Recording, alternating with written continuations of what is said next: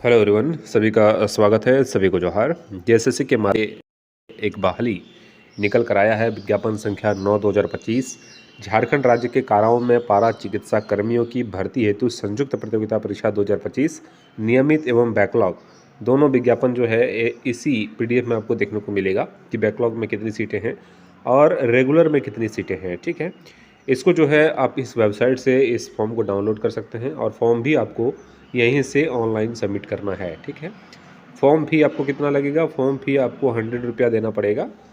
आप जो हैं वो फॉर्म सबमिट करेंगे 100 रुपया दे के, और अनुसूचित जनजाति और अनुसूचित जाति के विद्यार्थी हैं तो आपको 50 रुपया जो है वो पे करना पड़ेगा। ठीक है, सीटों की संख्या आप यहाँ पे देखेंगे तो महिला नर्स के लिए अनारक्षित के लिए 2 सीटें हैं और कुल सीटों की संख्या भी 2 है।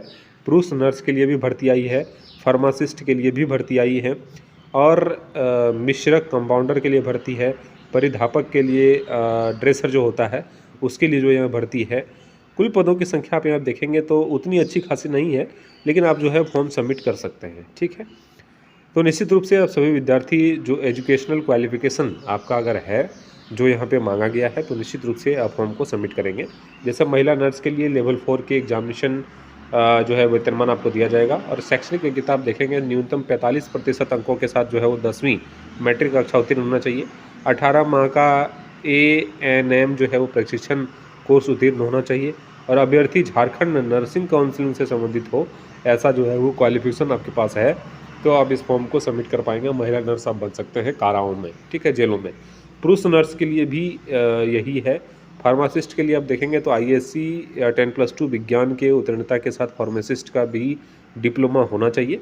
और आप लोग जो है इसको स्क्रीनशॉट लेके देख लीजिएगा, जो भी आपको पोस्ट भरने हैं उसका जो है स्क्रीनशॉट लेके आप लोग क्वालिफिकेशन देख लीजिएगा।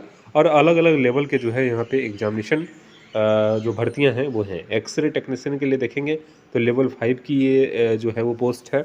इसमें ISC 10+2 विज्ञान में उत्तीर्णता के साथ साथ एक्सरे टेक्नीशियन का डिप्लोमा कोर्स होना चाहिए और उपरोक्त वांछित डिप्लोमा विधि द्वारा स्थापित एवं सरकार द्वारा मान्यता प्राप्त संस्थान से प्रदत्त होना चाहिए।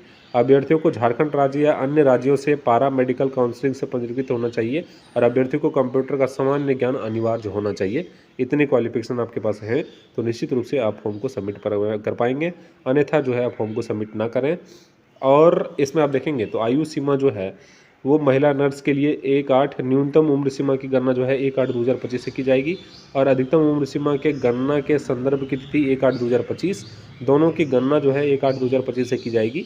अब यहाँ पे देखना है कि न्यूनतम उम्र जो है आपका 20 वर्ष है और अधिकतम उम्र जो है वो 35 ईयर्स यहाँ पे आपको दिया गया है। ठीक है, आप यहाँ पे देख सकते हैं और इतना उम्र आपका है तो आप इस फॉर्म को सबमिट करेंगे, अन्यथा फॉर्म को सबमिट ना करें, आपके फॉर्म को वहाँ पे रिजेक्ट कर दिया जाएगा। ठीक है, परेशान नहीं होना है, जो भी अपडेट्स आएंगे उसको मैं बताने का प्रयास करूंगा। यहाँ पे स्क्रीनशॉट लेते हुए आप सभी विद्यार्थी जरूर देख लीजिएगा कि आपके जाति और आवासीय के लिए कब से जो है वो डॉक्यूमेंट्स बने हुए होने चाहिए ताकि आपके फॉर्म को वहाँ रिजेक्ट ना कर पाए। ठीक है, ऑनलाइन आवेदन भरने के लिए महत्वपूर्ण निर्देश आप देखेंगे तो आवेदन पत्र को भरने के पूर्व अभ्यर्थी विज्ञापन एवं विवरणी को डाउनलोड कर लें तथा विवरणी की शर्तों के अनुसार आवेदन पत्र में सूचना अंकित करें।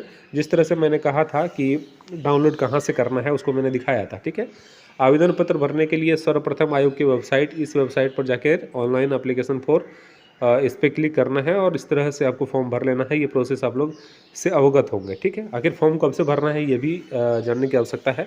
तो रजिस्ट्रेशन करने तथा सूचना दर्ज करने के लिए 1 जनवरी 2026 से 7 फरवरी 2026 से जो है तक जो है वो फॉर्म रजिस्ट्रेशन कर सकते हैं। परीक्षा शुल्क भुगतान करने में फोटो हस्ताक्षर अपलोड करने के लिए 9 फरवरी 2026 तक जो है वो खुला रहेगा पोर्टल। और इसी तरह से जो है आपको पूरी यहाँ पे जानकारियाँ दी गई है। ठीक है, परीक्षा का स्वरूप आप देखेंगे तो आयोग द्वारा कंप्यूटर आधारित परीक्षा CBT ली जाएगी तथा एक विषय की परीक्षा यदि विभिन्न समूहों में लिया गया तो अभ्यर्थियों को प्राथमिक नॉर्मलाइजेशन किया जाएगा। मतलब आपका कंप्यूटर बेस्ड टेस्ट जो आपका होगा OMR वाला सिस्टम आपका यहाँ पे नहीं होने जा रहा है। ठीक है, समझ में आ गया होगा।